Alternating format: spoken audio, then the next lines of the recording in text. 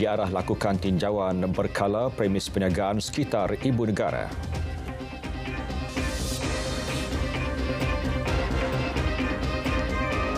Assalamualaikum, salam Malaysia Madani. Berita tengah hari bersama saya Muhammad Shah Musa.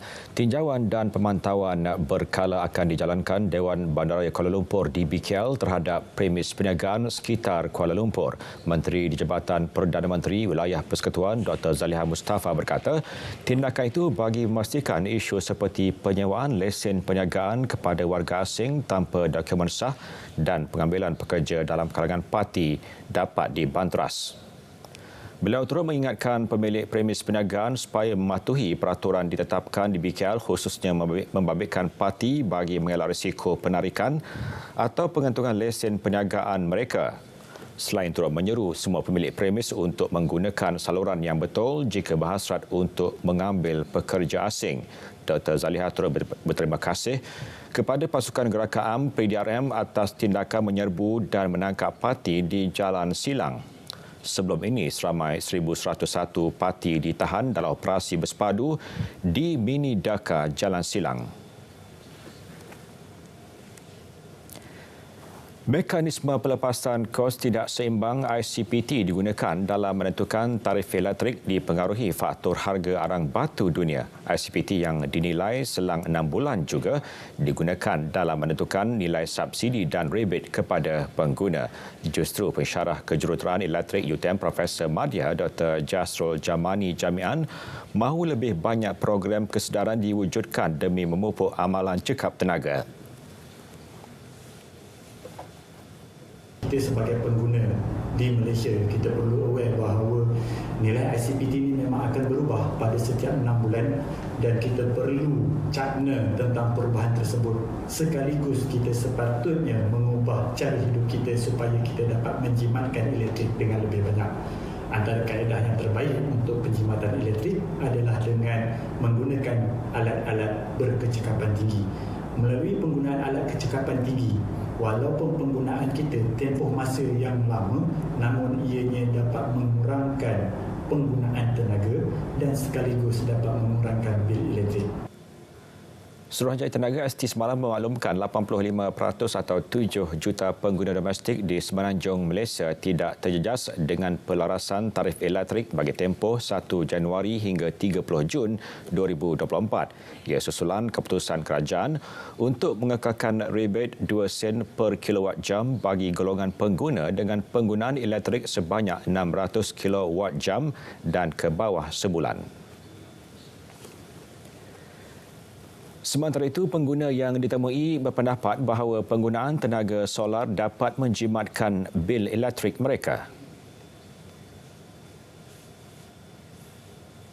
So, dia juga dapat membantulah dari segi bila waktu malam dapat lampu kan cerah, and then dia menjimatkan kos dan juga bayaran bil lah.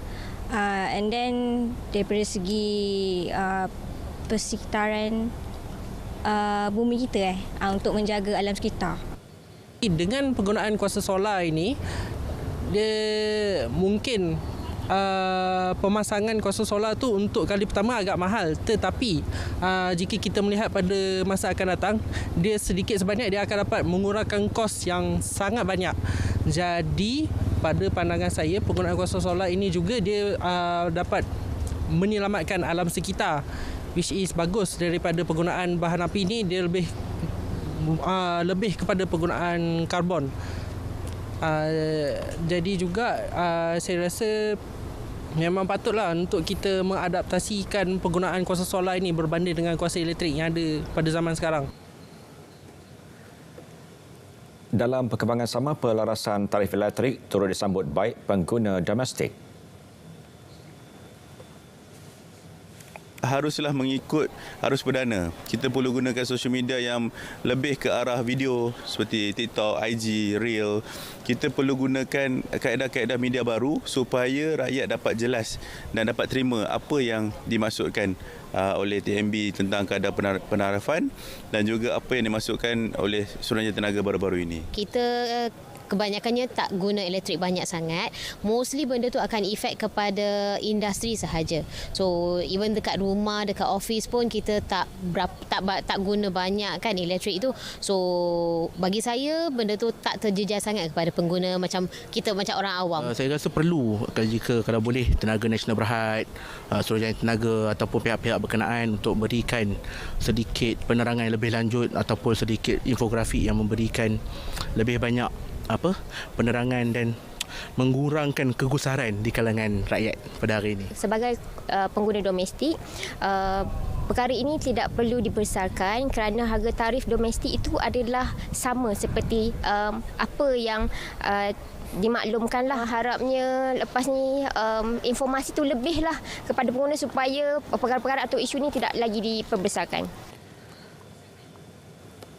Beberapa daerah di Kelantan dan Terengganu dijangka dilanda banjir bermula esok hingga Isnin. Jabatan Pengayaran dan Saliran JPS dalam kenyataan memaklumkan ramalan awal banjir tersebut dikeluarkan susulan amaran hujan berterusan tahap buruk Met Malaysia. Daerah terlibat ialah Tumpat, Pasir Mas, Kota Baru, Tanah Merah, Bacok, Macang, Pasir Putih dan Kuala Krai. Ia membabitkan lembangan Sungai Golok, Sungai Kelantan, Sungai Pengkalan Nangka, Sungai Gali, Sungai Kemasin dan Sungai Semberak di daerah-daerah berkenaan. Sementara di Terengganu melibatkan daerah Besut, Dungun, Hulu Terengganu, Kuala Nerus, Kuala Terengganu, Marang dan Setiu. JPS turut memaklumkan banjir boleh berlaku lebih awal atau lewat dari tarikh yang dijangka dan penduduk di kawasan terlibat diminta berwaspada peka dengan arahan pihak berkuasa.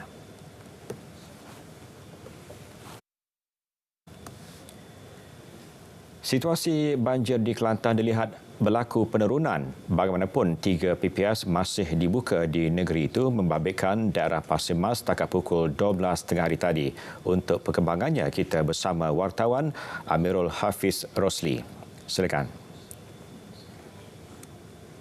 Baik, terima kasih Angkasa Puri. Assalamualaikum dan salam sejahtera. Jumlah penduduk terjejas banjir di Kelantan terus berkurangan kepada 1,004 orang setakat pukul 12 tengah hari tadi. Kesemua mereka membabitkan 295 keluarga itu masih berlindung di 3 pusat pembinaan sementara PPS di jajahan Pasir Mas. Menurut portal info bencana Jabatan Kebajikan Masyarakat JKM, PPS yang menempatkan penduduk terjejas banjir paling ramai iaitu di Sekolah Kebangsaan SK Gual Todeh, iaitu seramai 530 orang daripada 278 keluarga. Ia diikuti SK Gua Periuk seramai 366 orang daripada 84 keluarga dan SMK Baruh Pial dengan 420 orang daripada 41 keluarga. Laman Public Info Banjir JPS melaporkan paras air Sungai Golok di Rantau Panjang merekodkan paras melebihi waspada. Sementara itu, Jabatan Meteorologi Malaysia Met Malaysia semalam mengeluarkan amaran hujan berterusan tahap buruk di beberapa kawasan di Kelantan bermula hari ini hingga Isnin ini. Menurut kenyataan Met Malaysia di Kelantan, amaran hujan berterusan tahap buruk itu dijangka berlaku di Tumpat, Pasir Mas, Kota Baru, Tanah Merah, Bacok, Macang, Pasir Putih dan Kuala Krai. Selain itu, amaran hujan berterusan tahap waspada turut dikeluarkan yang diramalkan berlaku di 2 kawasan iaitu di Jeli dan Gua Musang. Saya kira setakat itu saja perkongsian berkenaan dengan banjir di Kelantan. Saya akan beri info kepada anda dari semasa ke semasa untuk anda di Berita RTM. Terus bersama rakan setugas di Angkasa Pura. Assalamualaikum dan salam Malaysia Madani. Baik, terima kasih Amirul. Sempena sambutan Hari Krismas Isnin ini, aliran trafik di lebuh raya utama dilihat mulai sesak sejak pagi tadi berikutan pertambahan kenderaan susulan kemudahan tol percuma perayaan ini. Perinciannya terus bersama Muhammad Raswin Setia di Lembaga Lebuh Raya Malaysia LLM. Silakan Raswin. Baik, terima kasih Syah. Ketika ini saya berada di Lembaga Lebuh Raya Malaysia LLM Kajang, yang mana kita akan meninjau keadaan aliran trafik sepanjang musim perayaan iaitu Hari Krismas yang menjelang ini, dan terus kita bersama dengan penolong pengarah pemantauan operasi LLM iaitu Cik Noradani Adnan. Apa khabar? Assalamualaikum. Alhamdulillah, Waalaikumsalam. Baik, setakat tengah hari ini bagaimana dengan perkembangan aliran trafik untuk di Lebuh Raya Ibu Negara? Silakan. Okey, terima kasih Cik Azwin.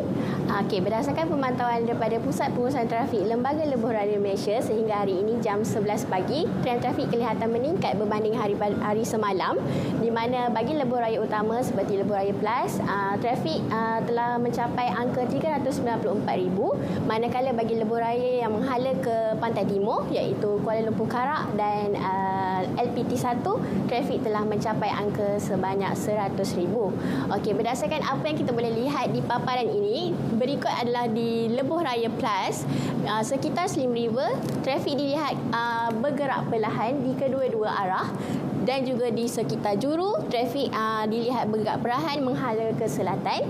Kita bergerak ke Lebuh Raya Kuala Lumpur Karak, sekitar Genting Sempah, trafik dilihat semakin tinggi menghala ke barat.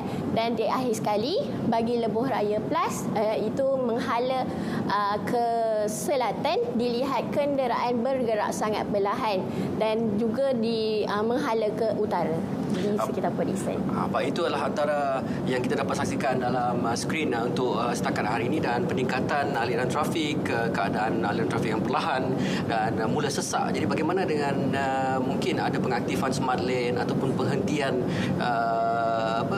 projek-projek pembaik pulihan di sekitar lebuh raya, bagaimana? Okey, untuk makluman semua, bagi menguraikan kesesakan trafik, kita telah mengaktifkan smart lane iaitu penggunaan lorong kecemasan tambahan bagi menambah kapasiti lorong di beberapa lokasi di sekitar Lebuh Raya Plus, iaitu kita terdapat 6 lokasi smart lane di Lebuh Raya Plus. Di samping itu juga terdapat kita telah melarang apa-apa aktiviti yang melibatkan penutupan lorong bermula daripada 20 Disember 2023 sehingga 1 Januari 2024. Baik, nampaknya banyak sekali selain daripada kemudahan tol yang percuma dan juga memudahkan aliran trafik bergerak sepanjang musim perayaan ini, itulah antara yang untuk memudahkan pengguna-pengguna balik ke kampung dan juga kembali ke ibu negara. Mungkin selain daripada itu, pesanan ataupun nasihat daripada LLM sendiri kepada pengguna jalan raya, mungkin memilih waktu operasi ataupun waktu perjalanan yang sesuai. Okey. Alright. Okey, bagi pengguna lebuh raya yang ingin memulakan perjalanan, pastikan merancang perjalanan anda dengan bijak bagi memastikan perjalanan yang lebih lancar. Kita boleh refer kepada cadangan jadual waktu perjalanan yang telah dikeluarkan oleh pihak PLAS dan juga pihak ANIH, di mana inisiatif tersebut adalah bagi membantu pengguna merancang perjalanan agar lebih lancar. Dan akhir sekali, mungkin ada pesanan daripada Cik Norarini kepada pengguna-pengguna jalan raya yang akan menyambut Hari Christmas. Okey, baiklah.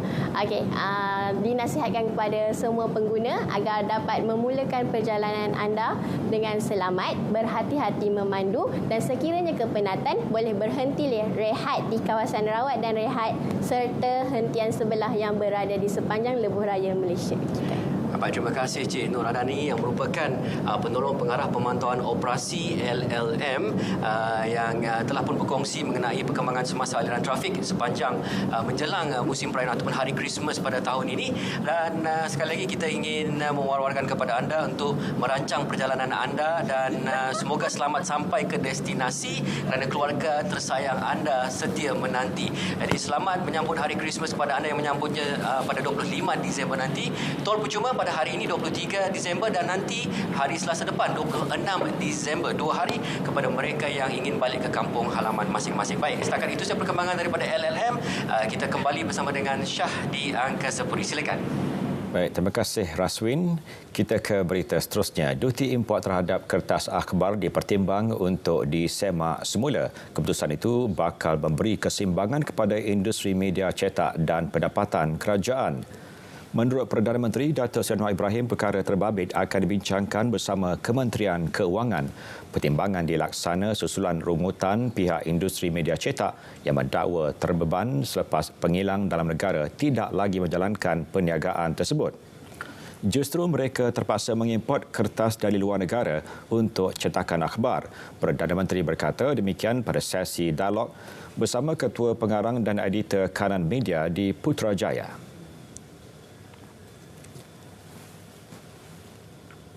Dalam pada itu, Perdana Menteri menyatakan akan fokus kepada usaha mempertingkat ekonomi pada 2024. Ketika ini, negara berada pada landasan terbaik susulan keadaan politik yang stabil. turut bakal jadi perhatian sektor pendidikan dan perpaduan.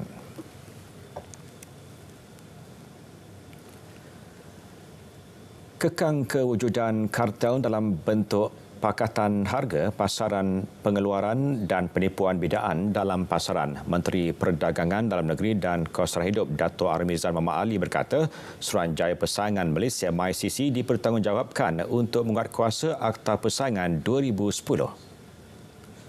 Jelasnya, kegiatan mewujudkan kartel antara syarikat perniagaan bagi meraih keuntungan tanpa ada persaingan sihat merupakan perbuatan mensabotaj usaha kerajaan meringankan kos sara hidup rakyat. Fikir semalam 2 hari lepas 22 hari bulan itu satu kes terbesar semenjak MyCC ditubuhkan pada tahun 2011 yang lalu. Penalti yang melibatkan 5 syarikat dengan nilai 415 juta itu merupakan kes terbesar dan saya mengharapkan dengan adanya kes ini ia boleh menjadi deterrence, peringatan kepada pihak industri supaya menjunjung etika dalam berniaga dan sama-sama kita menegakkan dan mewujudkan persaingan yang sihat. Dato' Armizan berkata peranan MyCC jauh lebih penting pada tahun hadapan kerana ia turut berkait rapat dengan kos sara hidup rakyat. Ketika ini, siasatan sedang dijalankan terhadap kartel-kartel tertentu. Beliau tidak menolak kemungkinan tindakan akan dilakukan terhadap kartel besar lain selepas ini.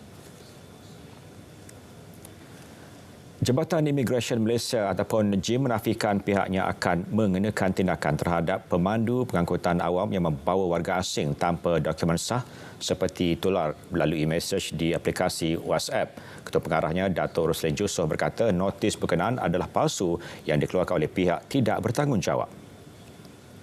Bagaimanapun, katanya mereka boleh diambil tindakan mengikut Seksyen 56-1-D Akta Imigresen 1959 Palang 63 sekiranya didapati dengan sengaja memberi perlindungan kepada mana-mana orang yang diketahui melanggar peruntukan akta itu. JIM juga tidak akan berkompromi dan akan mengambil tindakan tegas terhadap mana-mana individu yang melakukan kesalahan mengikut Akta Imigresen 1959-63. Pada masa sama, pihaknya memohon supaya orang ramai tidak terpedaya dengan sebarang maklumat yang tidak sahih. Beliau menasihatkan orang ramai supaya tidak menyebarkan maklumat yang boleh menimbulkan kekeliruan dan keresahan dalam kalangan masyarakat.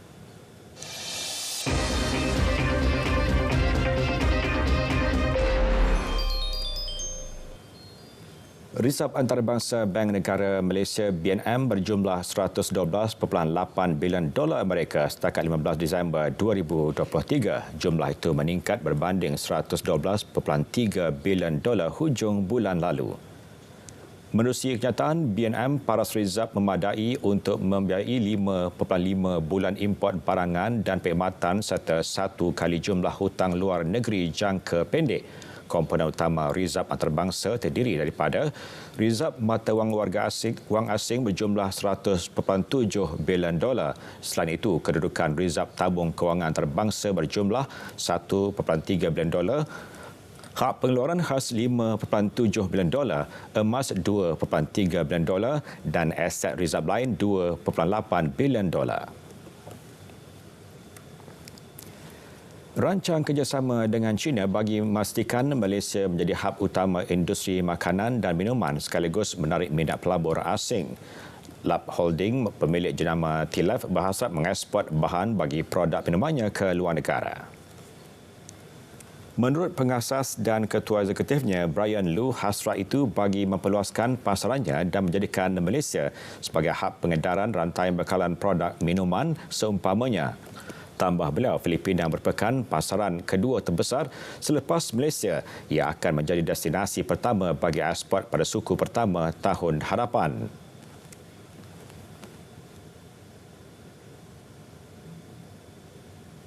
Roughly end of next year until all the stores are fully supplied by our own plant.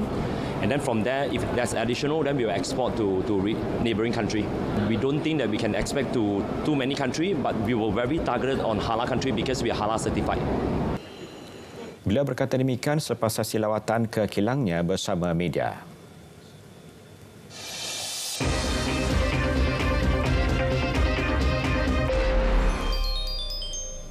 Perkembangan luar negara, pengalaman menyaksikan penduduk setempat dan rakan sekerja di Bedil Israel pada 10 November lalu meninggalkan kesan mendalam buat Khalid Sultan. Beliau merupakan wartawan yang mewakili stesen TV Britain di Palestin berkata, meski dirinya terselamat, ia belum dapat menenangkan dirinya ini kerana nasib keluarganya masih belum diketahui.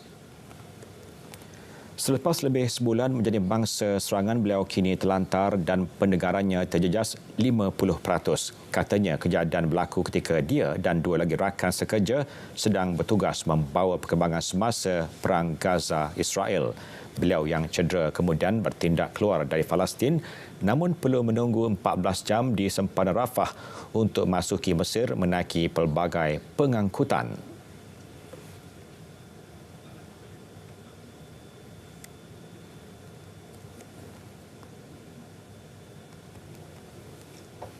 صراحة بالنسبة للدان ما فيش إمكانيات لعلاج الدان هليته تمام ما فيش إمكانيات فحكوا لي إنه برا ممكن تعالجها طبعا الأمور صعبة يعني مش بسهولة إنك أنت بدك تطلع برا بنحاول يعني بحاول أتوجه لأي أحد من الأطراف أو المعنيين خارج البلد تمام إنه أطلع لتلقي العلاج خصوصا إنه برضو العمليات اللي تمت لإيدي ولرجلي لسه يعني بتبع إلها بعض العمليات لازم أتلقاها بس برضو مش هنا بمكان برا لأنه الإمكانيات بمصر كويسة بس مش اللي بتحل مشاكل وضع الصحي.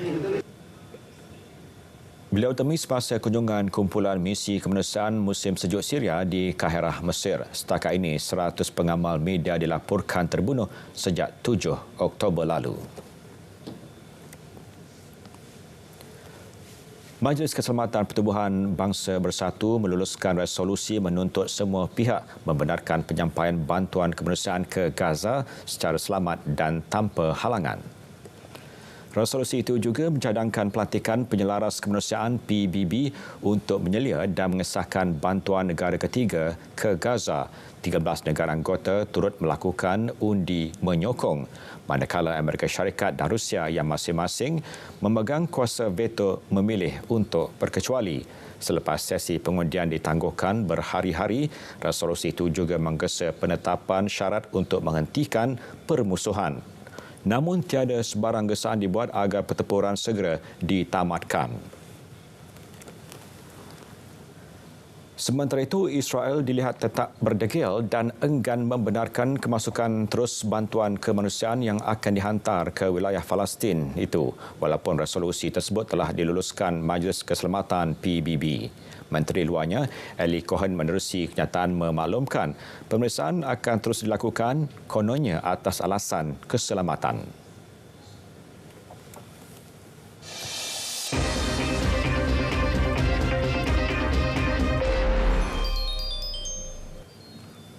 Sukan, Persatuan Bola Sepak Malaysia FAM menerima kira-kira 35 juta ringgit daripada Persekutuan Bola Sepak Antarabangsa FIFA menerusi program pembangunan FIFA Forward dari 2016 hingga 2022. Menurut laporan FIFA Forward Global, ia berjumlah 78.6% daripada jumlah keseluruhan 46 juta ringgit bagi Malaysia.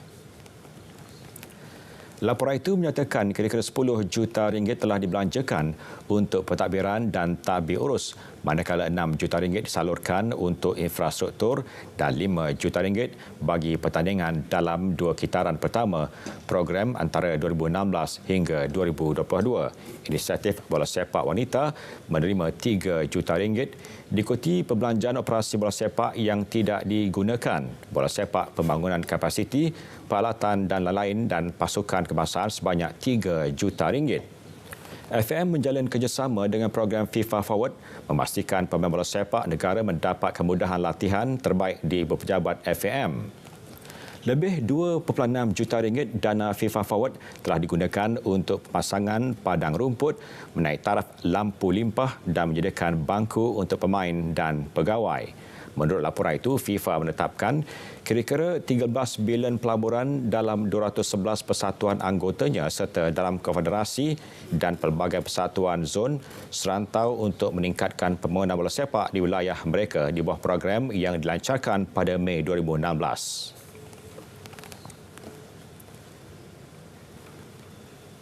Kementerian Belia dan Sukan KBS menerusi eSport Integrated ESI buat julung kalinya bakal menganjurkan eSports Cons Malaysia 2024, acara untuk meraihkan industri e-sukan tempatan berlangsung di ESI Hub Space Aerobics Puchong pada 6 Januari tahun depan.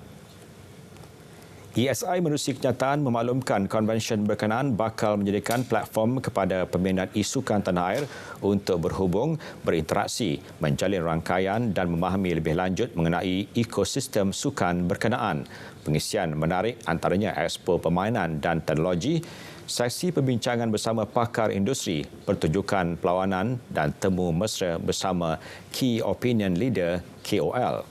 ESI memaklumkan konvensyen berkenaan turut menyediakan pameran akademik oleh universiti, pertunjukan cosplay, khidmat kaunseling kerjaya, demonstrasi permainan indie, peraduan mini dan cabutan bertuah.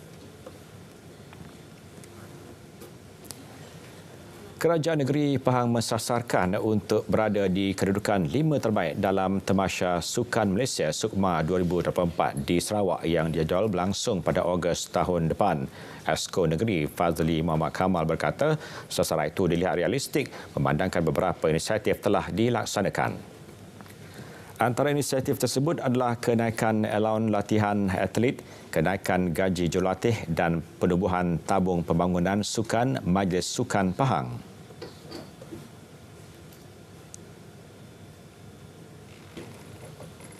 Maknanya kita letak sasaran untuk sukan-sukan tertentu dan saya dah minta pengarah Majlis Sukan Pahang agar berusaha gigih memastikan Pahang untuk SUKMA tahun depan sekurang-kurangnya berada dalam kelompok 5 terbaik. Itu cabaran saya kepada beliau dan saya rasa kita boleh laksanakan.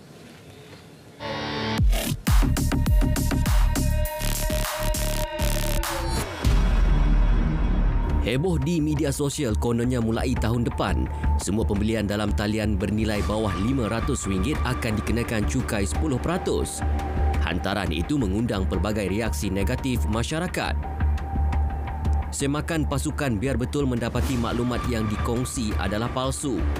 Menurut Kastam, cukai jualan ke atas barang bernilai rendah LVG yang diperkenal dalam Belanjawan 2022 hanya membabitkan barangan import dan ia tidak terpakai untuk produk keluaran tempatan. Antara lain ini untuk tingkatkan daya saing produk-produk tempatan dan tidak ada kesan kepada produk-produk dalam negara kita yang dibeli secara dalam talian. Jadi yang penting untuk dijelaskan, ia hanya terpakai untuk produk-produk yang diimport dari luar negara. Henti sebar maklumat tidak benar. Penyebarannya hanya mengundang kegusaran.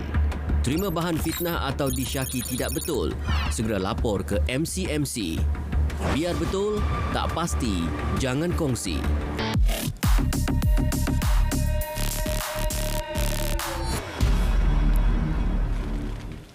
Berita tengah hari berakhir di sini. Dari sungai ke segara, Palestin pasti merdeka. Malaysia Madani tekad perpaduan penuh harapan. Assalamualaikum.